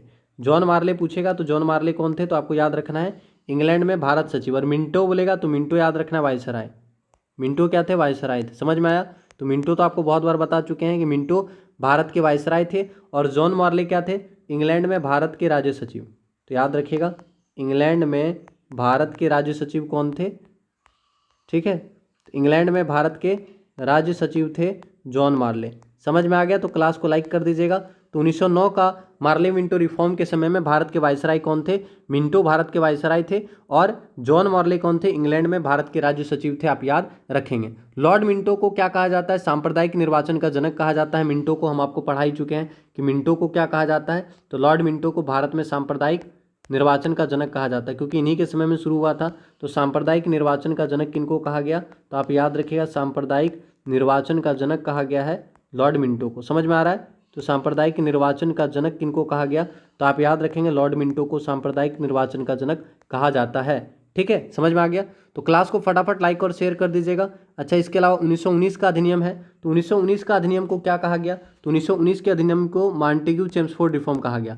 तो अगर आपसे पूछेगा मॉन्टेग्यू चेम्सफोर्ड रिफॉर्म कब आया था, तो याद रखेंगे मॉन्टेग्यू चेम्सफोर्ड रिफॉर्म 1919 में आया था। समझ में आया? तो जिस साल जालियांवाला बाग हत्याकांड हुआ था, जिस साल खिलाफत मूवमेंट हुआ था, ठीक है, जिस साल रॉलेट एक्ट आया था, उसी साल मॉन्टेग्यू चेम्सफोर्ड रिफॉर्म आया था। तो अगर आपसे पूछता है मॉन्टेग्यू चेम्सफोर्ड रिफॉर्म कब आया था, तो याद रखना है 1919 का भारत सरकार अधिनियम, या फिर मॉन्टेग्यू चेम्सफोर्ड रिफॉर्म 1919 में आया था। आप याद रखेंगे कब आया था, 1919 में आया था मॉन्टेग्यू चेम्सफोर्ड रिफॉर्म। ठीक है, और इस समय पूछेगा कि वायसराय कौन थे, तो याद रखना है इस समय अगर आपसे पूछता है वायसराय कौन थे, तो याद रखना है मॉन्टेग्यू भारत के राज्य सचिव थे। मॉन्टेग्यू क्या थे, राज्य सचिव थे, और चेम्सफोर्ड वायसराय थे। तो आप याद रखेंगे वायसराय कौन थे, मॉन्टेग्यू चेम्सफोर्ड रिफॉर्म के समय वायसराय थे चेम्सफोर्ड। और राज्य सचिव पूछेगा तो अभी आपको तुरंत बताएं कि इंग्लैंड में भारत के राज्य सचिव थे। ठीक है, तो ये याद रखिएगा राज्य सचिव। तो राज्य सचिव कौन थे, मॉन्टेग्यू राज्य सचिव थे, और वायसराय कौन थे, चेम्सफोर्ड थे, आप याद रखेंगे। तो अब सवाल यहीं से पूछेगा आपसे कि 1919 में जो जालियांवाला बाग हत्याकांड हुआ उस समय वायसराय कौन था, तो चेम्सफोर्ड। समझ में आया? जालियांवाला बाग एक हम आपको बता दे रहे हैं। तो जालियांवाला बाग हत्याकांड जब हुआ उस समय वायसराय कौन था पूछता है, तो वायसराय याद रखेंगे चेम्सफोर्ड। खिलाफत आंदोलन हुआ 1919 में, उस समय वायसराय कौन था खिलाफत आंदोलन के समय, तो वायसराय कौन थे, चेम्सफोर्ड। समझ में आया? इसके अलावा चंपारण सत्याग्रह गांधी जी के द्वारा 1917 में होता है, उस समय वायसराय कौन था, चेम्सफोर्ड। खेड़ा सत्याग्रह के समय वायसराय कौन था, चेम्सफोर्ड। समझ में आया? तो ये सब सवाल आपको याद रखना होगा। याद कब होगा, जब आप रेगुलर रहिएगा, सुनते सुनते आपको याद हो जाएगा। ठीक है, क्योंकि कुछ दिन पहले आपको पढ़ाएं, फिर अभी कुछ टॉपिक आपको बता दिए, तो वहाँ से आपको क्या होगा, रिवीजन होते रहेगा और याद हो जाएगा। ठीक है, तो बस आप इतना कीजिए, रेगुलर रहिएगा। हम एसएससी एमटीएस का क्लास ले रहे हैं, आपको पता होगा, एसएससी जीडी का भी क्लास ले रहे हैं, रेलवे ग्रुप डी और रेलवे एनटीपीसी का भी क्लास ले रहे हैं आप लोगों के लिए। तो आप लोग रेलवे ग्रुप डी और रेलवे एनटीपीसी का भी क्लास किया करें, क्योंकि वहाँ से भी आपके एग्जाम में बहुत सारा सवाल देखने को मिल सकता है। ठीक है, क्योंकि आप समझ ही रहे हैं कि जीके तो वही है। तो प्लीज़ सभी क्लास को आप देखिएगा और रेगुलर देखिएगा। ठीक है, और 1947 का अधिनियम क्या है, बता सकते हैं? 1947 का अधिनियम क्या है? तो याद रखना है भारतीय स्वतंत्रता अधिनियम 1947, इसको माउंटबेटन योजना भी कहा जाता है। तो 1947 का अधिनियम बोलेगा या माउंटबेटन योजना बोलेगा तो आप याद रखिएगा भारत का जो विभाजन हुआ था वो माउंटबेटन योजना के तहत हुआ था। ठीक है, याद रखेंगे भारत का जो विभाजन हुआ था वो माउंटबेटन योजना के तहत हुआ था। याद रखेंगे माउंटबेटन ने भारत की आज़ादी के लिए डिक्की बर्ड प्लान तैयार किया था, आपको याद रखना है। समझ में आया? तो माउंटबेटन योजना कब पब्लिश हुआ था अगर पूछेगा तो माउंटबेटन योजना 3 जून 1947 को पब्लिश हुआ था। तो याद रखना है 3 जून 1947 को माउंटबेटन योजना पब्लिश हुआ था, आपको याद रखना है। ठीक है, समझ में आया? तो क्लास को फटाफट लाइक कर दीजिएगा और जो भी बच्चे क्लास को शेयर नहीं किए हैं प्लीज़ क्लास को शेयर कर दीजिएगा।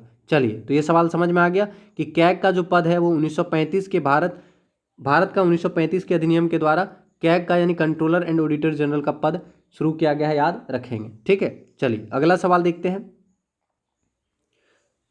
विच was the first state to go to polls under the delimitation? वह पहला राज्य कौन सा है जिसने परिसीमन के अधीन मतदान कराया? आंसर करेंगे वह पहला राज्य कौन सा है जिसने परिसीमन के आधार पर क्या करवाया था? तो मतदान करवाया था। तो आंसर करेंगे वह पहला राज्य कौन सा है जो परिसीमन के आधार पर मतदान कराया था। ठीक है, तो आंसर कीजिए वह पहला राज्य कौन सा है जो परिसीमन के आधार पर मतदान करवाया था। तो सही आंसर क्या होगा? ऑप्शन नंबर जिनका भी आ रहा है ऑप्शन नंबर डी कर्नाटक सही आंसर है। तो याद रखेंगे कर्नाटक पहला राज्य है जहां पर परिसीमन के अधीन परिसीमन के अंतर्गत वोटिंग करवाया गया था। तो याद रखेंगे कर्नाटक पहला राज्य है जिसने परिसीमन के अधीन मतदान कराया था। ठीक है, चलिए अगला सवाल देखते हैं। अगला सवाल, the committee appointed in 1977 to review working of the Panchayati raj was chaired by, आपको बताना है कि 1997 ईस्वी में, ठीक है 1997 ईस्वी में पंचायती राज की समीक्षा के लिए गठित समिति की अध्यक्षता किन्होंने की थी? तो कमेंट करेंगे 1997 ईस्वी में पंचायती राज की समीक्षा के लिए गठित समिति की अध्यक्षता किसने की थी? अब यहाँ पे बहुत सारे बच्चे बलवंत राय मेहता समिति आंसर करेंगे जो कि गलत हो जाएगा, क्योंकि बलवंत राय मेहता समिति तो 1957 में आया था। बलवंत राय मेहता समिति याद रखना ये तो 1957 में गठित हुआ था। आपसे पूछा क्या है 77, तो यहीं से आप आंसर लगा सकते हैं कि बलवंत राय मेहता समिति तो होगा नहीं आंसर। समझ में आया? ठीक है, तो आंसर क्या होगा? तो याद रखना है अशोक मेहता समिति। ठीक है, तो याद रखेंगे कि 1977 ईस्वी में पंचायती राज्य की समीक्षा के लिए एक समिति का गठन किया गया था, अशोक मेहता समिति पूरा नाम था। तो याद रखेंगे कि 1977 ईस्वी में अशोक मेहता की अध्यक्षता में पंचायती राज्य की समीक्षा के लिए एक समिति का गठन किया गया था जिसे अशोक मेहता समिति कहा गया। समझ में आया? और बलवंत राय मेहता समिति 1957 में आया था, आपको याद रखना है। अब देखिए यहाँ पे हम आपका लिख दे रहे हैं जो जो इंपॉर्टेंट सवाल है पंचायती राज से जुड़ा हुआ। तो अशोक मेहता समिति कब? 1977 आप याद रखेंगे एग्जाम में। अगर आपसे पूछता है बलवंत राय मेहता समिति कब आया था? तो बलवंत राय मेहता समिति याद रखना है, बलवंत राय मेहता समिति 1957 में। कब? 1957। तो याद रखेंगे बलवंत राय मेहता समिति 1957 में गठित हुआ था। ठीक है, और इसी के द्वारा भारत में पहली बार पंचायती राज सिस्टम को जोड़ा गया था, बताएंगे थोड़ी देर बाद। तो ये याद रखिएगा बलवंत राय मेहता समिति 1957। ठीक है, उसके अलावा है PVK राय समिति, याद रखिएगा PVK राय समिति। तो PVK राय समिति 1985 में गठित हुआ था, आपको याद रखना है। PVK राय समिति कब गठित हुआ था? 1985 में गठित हुआ था, आप याद रखेंगे। ठीक है, इसके अलावा LM सिंघवी समिति 1986 में गठित हुआ था, आप याद रखेंगे। ठीक है, तो याद रखिएगा अशोक मेहता आपका सही आंसर होगा। तो अशोक मेहता की अध्यक्षता में 1977 में क्या हुआ था? पंचायती राज की समीक्षा के लिए एक समिति का गठन किया गया था, आप याद रखेंगे। ठीक है, अगला सवाल, which of the following is not an administrative function of A village panchayat? इनमें से कौन सा ग्राम पंचायत का प्रशासनिक कार्य नहीं है? तो आंसर करेंगे इनमें से कौन सा ग्राम पंचायत का प्रशासनिक कार्य नहीं है। ठीक है, तो आंसर कीजिएगा इनमें से ग्राम पंचायत का कौन सा प्रशासनिक कार्य नहीं है। ठीक है, तो option number A, providing sanitation and drainage, सफाई और अपवहन तंत्र उपलब्ध कराना, बिल्कुल सही। ग्राम पंचायत का कार्य होता है सफाई और अपवहन तंत्र उपलब्ध कराना। अगला, providing burial and cremation grounds, यानी कब्रगाह और शमशान उपलब्ध कराना, यह भी है, सही है। और अगला है प्रोवाइडिंग कॉलेज एजुकेशन, कॉलेज शिक्षा उपलब्ध कराना, तो ये बिल्कुल गलत है। कॉलेज शिक्षा उपलब्ध कराना ग्राम पंचायत का काम नहीं होता है, ठीक है। तो सही आंसर क्या होगा? Option number C. तो समझ में आया ग्राम पंचायत का कार्य कौन कौन होगा वो आप याद रखिएगा। तो ग्राम पंचायत का कार्य होता है सफाई और अपवहन तंत्र उपलब्ध कराना, कब्रगाह और शमशान उपलब्ध कराना, इसके अलावा एक होता है मेंटेनेंस ऑफ रोड यानी सड़क, तालाब और कुओं का अनुरक्षण करना। याद रखिएगा ये सारा किसका काम होगा? ग्राम पंचायत का काम होगा। लेकिन कार्य नहीं है, आंसर पूछेगा तो आंसर क्या होगा? Option number C. समझ में आया? तो आप याद किसको रखिएगा कि क्या क्या काम है वो आप याद रखेंगे, ठीक है। तो क्लास को फटाफट एक बार लाइक और शेयर कर दीजिएगा। अगला सवाल, article 243 of the constitution of India inserted by a constitutional amendment deals with which of the following. एक संशोधन द्वारा समावेशित भारतीय संविधान का अनुच्छेद 243 निम्नलिखित में से किस विषय से संबंधित है? तो आंसर कीजिएगा, अनुच्छेद 243 किससे जुड़ा हुआ है? ठीक है, अनुच्छेद 243 किससे जुड़ा हुआ है? ठीक है, तो आंसर करेंगे तो आप सभी जानते हैं आर्टिकल 243 पंचायती राज सिस्टम से जुड़ा हुआ है। तो सही आंसर क्या होगा? ऑप्शन नंबर डी याद रखेंगे। अब इसके बारे में थोड़ा हम आपको बता देते हैं, ठीक है, ध्यान दीजिएगा। तो आपसे पूछा है पंचायती राज सिस्टम, तो याद रखना है पंचायती राज सिस्टम 73वां संविधान संशोधन द्वारा, याद रखिएगा 73rd संशोधन द्वारा, 73वां संशोधन द्वारा पंचायती राज सिस्टम को जोड़ा गया था 11वीं अनुसूची में। 73वां संशोधन द्वारा 11वीं अनुसूची में जोड़ा गया, ठीक है। अगर आपसे पूछेगा पंचायती राज सिस्टम को कौन से अनुसूची में जोड़ा गया, तो याद रखना है कि पंचायती राज सिस्टम को 73वां संशोधन द्वारा 11वीं अनुसूची में जोड़ा गया, ठीक है। और पूछेगा कौन सा भाग में है, तो आंसर कीजिएगा जोड़ा गया, ठीक है। तो पंचायती राज सिस्टम को कौन से संशोधन के द्वारा जोड़ा गया? 73वां संविधान संशोधन के द्वारा 11वीं अनुसूची में जोड़ा गया था। 73वां संविधान संशोधन कब हुआ था? 1993 में। समझ में आया? तो याद रखिएगा 1993 ईस्वी में 73वां संविधान संशोधन हुआ था, जिसके द्वारा पंचायती राज सिस्टम को 11वीं अनुसूची में जोड़ा गया। तो पंचायती राज सिस्टम कौन से अनुसूची में है? 11वीं अनुसूची में, आप याद रखेंगे। समझ में आया? इसके अलावा पंचायती राज सिस्टम किस भाग में है? तो आपको याद रखना है भाग 9 में पंचायती राज सिस्टम का उल्लेख है। भाग 9 में पंचायती राज सिस्टम का उल्लेख है और आर्टिकल 243 में पंचायती राज सिस्टम का उल्लेख है। समझ में आया? तो आर्टिकल 243 का क से मूर्धन 9 तक, ठीक है, याद रखिएगा, ठीक है, जनरली यही याद रखिएगा ना आप, ठीक है। तो याद रखना है आपको कि आर्टिकल 243 में पंचायती राज व्यवस्था के बारे में बताया गया है भाग 9 के अंतर्गत। समझ में आया? तो भाग 9 आर्टिकल 243 अनुसूची 11, ठीक है। तो पंचायती राज किस अनुसूची में जोड़ा गया? 11वीं अनुसूची में जोड़ा गया। कौन सा भाग में है? तो भाग 9 में है। कौन सा अनुच्छेद में है? 243 में, आप याद रखेंगे, ठीक है। तो क्लास को फटाफट लाइक और शेयर कीजिए ताकि और भी बच्चे क्लास का लाभ उठा सकें। तो प्लीज़ क्लास को आप लोग सपोर्ट करें। अगला सवाल, the first state in India to implement Panchayati Raj system was. Panchayati Raj प्रणाली भारत के किस राज्य में सबसे पहले लागू हुई थी? तो आपको बताना है भारत का कौन सा राज्य है जहां पर सबसे पहले पंचायती राज सिस्टम लागू किया गया था। तो आंसर करेंगे, आपको याद क्या रखना है कि पंचायती राज सिस्टम का शुभारंभ स्वतंत्र भारत में 2 अक्टूबर, याद रखेंगे, भारत में पहली बार पंचायती राज सिस्टम 2 अक्टूबर 1959 ईस्वी को, पहली बार पंचायती राज सिस्टम 2 अक्टूबर 1959 ईस्वी को राजस्थान राज्य में शुरू किया गया था। तो राजस्थान के नागौर जिले में। तो आप याद रखेंगे कि आपसे पूछेगा पंचायती राज सिस्टम भारत के किस राज्य में सबसे पहले शुरू किया गया था। तो आपको याद रखना है 2 अक्टूबर 1959 ईस्वी को पहली बार भारत के राजस्थान में पंचायती राज सिस्टम शुरू किया गया था नागौर जिले में, ठीक है। तो राजस्थान के नागौर जिले में 2 अक्टूबर 1959 को पंचायती राज प्रणाली शुरू किया गया था, आप याद रखेंगे। समझ में आया? ठीक है। कोई भी डाउट होगा तो आपसे हम अनुरोध करेंगे आप ऑफलाइन कमेंट कीजिएगा ताकि हम उसका आपको आंसर कर सकें, ठीक है। क्योंकि क्लास में क्या होता है, पढ़ाते इसमें नहीं देख पाते हैं, दिक्कत होता है, ठीक है। और उसमें क्या होता है, कभी कभी गलत भी हो जाता है पढ़ाने में, यानी मतलब मुझे थोड़ा सा दिक्कत होता है पढ़ाने में, ठीक है। तो इसलिए क्योंकि बहुत सारे बच्चे गप करते हैं या बहुत सारे बच्चे कुछ ना कुछ मतलब बोलते रहते हैं, ठीक है। तो इसलिए आपको ऑफलाइन कमेंट कीजिएगा तो ज़्यादा अच्छा होगा, उस पर हम अच्छे से बात कर पाएंगे, ठीक है। तो ये सवाल समझ में आ गया।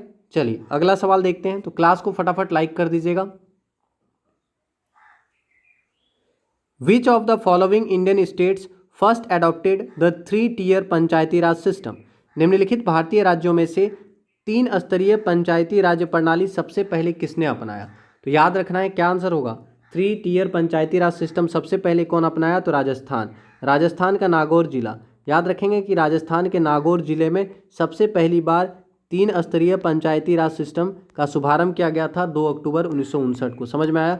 तो 2 अक्टूबर 1959 को भारत में पहली बार तीन स्तरीय पंचायती राज सिस्टम शुरू किया गया था राजस्थान के नागौर जिले में। ठीक है, समझ में आया? याद रखेंगे। अगला सवाल, the 3 tier of the Panchayati Raj system consist of, तीन स्तरीय पंचायती राज तंत्र में शामिल है। आपको बताना है 3 टियर पंचायती राज सिस्टम में क्या क्या शामिल होता है। ठीक है, तो 3 टियर पंचायती राज सिस्टम में क्या क्या शामिल होता है, तो आंसर करेंगे ग्राम सभा, अंचल पंचायत, यहीं पे गलत हो गया, अंचल पंचायत कहाँ से आ गया। अगला है जनपद पंचायत, ये भी गलत है, तालुका पंचायत, इसमें तो सारा अलग है, आप जान रहे हैं। अगला है ग्राम पंचायत, ब्लॉक और पंचायत समिति, जिला परिषद। ठीक है, तो ये भी आपका गलत है, ब्लॉक आ गया यहाँ पे। ठीक है, आप जान रहे हैं कि तीन स्तरीय पंचायत यानी पंचायती राज सिस्टम को थ्री टियर में बांटा गया, यानी तीन स्तरीय पंचायती राज सिस्टम है भारत में। कौन कौन सा, तो एक याद रखिएगा ग्राम सभा, दूसरा पंचायत समिति और जिला परिषद। यानी याद रखना है कि नगर परिषद, नगर निगम और नगर पंचायत में बांटा गया है। ठीक है, समझ में आया? आप याद रख सकते हैं। ठीक है, तो 3 टियर में बांटा गया है, ग्राम सभा, ग्राम पंचायत और जिला परिषद, आप याद रखिएगा। अगर नगर पालिका में पूछेगा तो नगर पालिका में भी 3 टियर हो गया, नगर पंचायत, नगर परिषद, नगर निगम। समझ में आया? याद रखेंगे कि 3 टियर पंचायती राज सिस्टम में क्या क्या शामिल है, तो ग्राम सभा, पंचायती राज और जिला परिषद। ठीक है, कोई कन्फ्यूजन होगा तो कमेंट कीजिएगा। तो ये आप याद रखिएगा। और ये भी याद रखना है कि 73वें संविधान संशोधन के द्वारा पंचायती राज सिस्टम के त्रिस्तरीय ढांचे का प्रावधान किया गया। ग्राम स्तर पर ग्राम पंचायत, ग्राम स्तर पर ग्राम पंचायत, ठीक है, ग्राम स्तर पर याद रखना है ग्राम पंचायत, प्रखंड स्तर पर पंचायत समिति, ये प्रखंड स्तर पर है, प्रखंड स्तर पर पंचायत समिति, ठीक है, प्रखंड स्तर पर पंचायत समिति, और जिला परिषद जिला स्तर पर, तो ये तो लिखा ही है जिला स्तर पर, तो जिला स्तर पर जिला परिषद, प्रखंड स्तर पर पंचायत समिति और गांव स्तर पर ग्राम सभा का गठन किया गया। और पंचायती राज संस्था में आप जानते हैं कि इसका कार्यकाल कितना होता है, पंचायती राज सिस्टम में 5 साल कार्यकाल होता है। इनका कार्यकाल कितना होता है अगर पूछेगा तो याद रखना है कार्यकाल 5 साल होता है, लेकिन समय से पहले भी हट सकते हैं, आपको पता है। ठीक है, तो याद रखना है इनका कार्यकाल जनरली 5 साल निर्धारित किया गया है, लेकिन अगर कभी पंचायत भंग हो जाता है तो 6 महीने के अंदर निर्वाचन होना अनिवार्य होता है। समझ में आया? तो याद रखिएगा कार्यकाल कितना होता है, तो इनका कार्यकाल जिला परिषद या ग्राम सभा या पंचायत समिति के जो भी सदस्य होंगे उनका कार्यकाल 5 साल होता है, लेकिन 6 महीने के भीतर अगर कभी भंग हो जाते हैं तो 6 महीने के अंदर क्या होता है, निर्वाचन या बोल सकते हैं कि इलेक्शन अनिवार्य होता है इनका। ठीक है, तो 6 महीने के अंदर निर्वाचन होना जरूरी होता है, आप याद रखेंगे। और इनको वेतन कहाँ से मिलता है, ठीक है, अनुदान कहाँ से, वेतन या बोल सकते हैं फंड वगैरह कहाँ से मिलता है, ठीक है, फंड जनरली बोलेंगे इनको कहाँ से मिलता है, तो याद रखना है राज्य की संचित निधि से इन संस्थाओं को फंड दिया जाता है, आप याद रखेंगे। समझ में आया? तो क्लास को फटाफट लाइक और शेयर कर दीजिएगा, बहुत इंपॉर्टेंट सवाल है, याद रखेंगे। अगला सवाल, निम्नलिखित में से कौन सी संस्था पंचायती राज संस्था नहीं है, तो आंसर कीजिएगा इनमें से कौन सा संस्था पंचायती राज संस्था नहीं है। तो अभी तुरंत हम लोग पढ़ें कि कौन सा पंचायती राज संस्था नहीं है, तो ग्राम सभा तो पंचायती राज संस्था है, ग्राम पंचायत भी पंचायती राज संस्था है। ठीक है, समझ में आया? तो यहाँ पे आंसर क्या होगा, आंसर होगा ऑप्शन नंबर सी, न्याय पंचायत यहाँ पे आएगा। ठीक है, आंसर आपका क्या होगा, ऑप्शन नंबर सी जो होगा वो आपका सही आंसर होगा, ग्राम सहकारी सोसाइटी। तो याद रखिएगा कौन सी संस्था पंचायती राज सिस्टम के अंतर्गत नहीं आता है, तो ग्राम कोऑपरेटिव सोसाइटी जो है ये पंचायती राज सिस्टम के अंतर्गत नहीं आता है, क्योंकि हम लोग पढ़ ही चुके हैं कि ग्राम स्तर पर ग्राम पंचायत, प्रखंड स्तर पर पंचायत समिति और जिला स्तर पर जिला परिषद के गठन का व्यवस्था है, याद रखिएगा। ठीक है, अगला सवाल, when was the Panchayati Raj system inter India, Bharat में पंचायती राज सिस्टम कब शुरू हुआ था, आंसर करेंगे। ठीक है, भारत में पंचायती राज प्रणाली कब शुरू किया गया था, तो यहाँ पे ऑप्शन गलत है, इसको सुधार लीजिएगा। तो अभी तुरंत हम लोग पढ़ें कि 2 अक्टूबर 1959 को भारत में पहली बार पंचायती राज सिस्टम राजस्थान के नागौर जिले में शुरू किया गया था, है ना, तो यहाँ पे 59 होना चाहिए। तो याद रखेंगे भारत में पंचायती राज प्रणाली कब शुरू किया गया था, तो भारत में पंचायती राज प्रणाली 2 अक्टूबर 1959 ईस्वी को शुरू किया गया था राजस्थान के नागौर जिले में। ठीक है, और उसी के कुछ दिन के बाद 11 अक्टूबर 1959 को आंध्र प्रदेश राज्य में भी पंचायती राज शुभारंभ किया गया था। समझ में आया? तो क्लास को फटाफट लाइक और शेयर कर दीजिएगा। 73वां संविधान संशोधन 1993 में हुआ था, आप याद रखेंगे। ठीक है, चलिए अगला सवाल देखते हैं। तो इतना ही सवाल था। उम्मीद करेंगे आज का क्लास आपको अच्छा लगा होगा। तो आप क्लास को लाइक और शेयर कीजिएगा। बहुत सारे बच्चे हैं जो रेगुलर रहते हैं, जैसे कि अंजलि खातून जी हैं, काजल शाह जी हैं, ठीक है, भारती शर्मा जी हैं, जीत जी हैं, ठीक है, और भी बहुत सारे लोग हैं जो रेगुलर रहते हैं। उन सभी का मैं तहे दिल से धन्यवाद करता हूँ।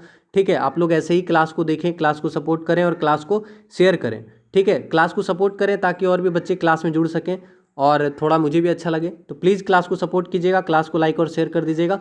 आप सभी से विदा लेते हैं, आप सभी का तहे दिल से धन्यवाद करते हैं। जय हिंद, जय भारत, जय BSA। धन्यवाद।